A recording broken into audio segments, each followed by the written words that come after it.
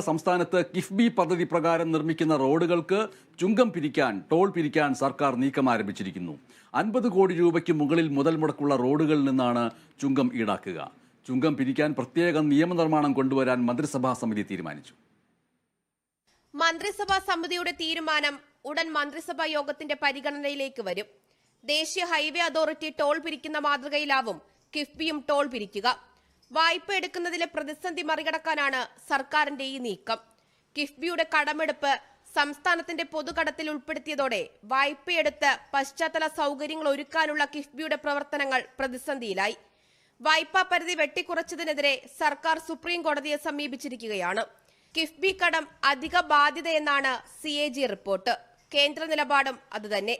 പിന്നാലെ പദ്ധതികൾക്ക് വായ്പ കിട്ടാത്ത പ്രശ്നം മറികടക്കാൻ വേണ്ടി കൂടിയാണ് ടോൾ കൊണ്ടുവരുന്നത്. ഇനി ടോൾ ഇല്ലാതെ മുന്നോട്ടു പോകാനാകില്ലെന്ന് മുഖ്യമന്ത്രിയുടെ അധ്യക്ഷതയിൽ ചേർന്ന യോഗത്തിൽ കിഫ്ബി അധികൃതരും വ്യക്തമാക്കി. ടോൾ പിരിവിനായി കിഫ്ബി പഠനവും തുടങ്ങിക്കഴിഞ്ഞു. Kerala vision news, Thiruvananthapuram.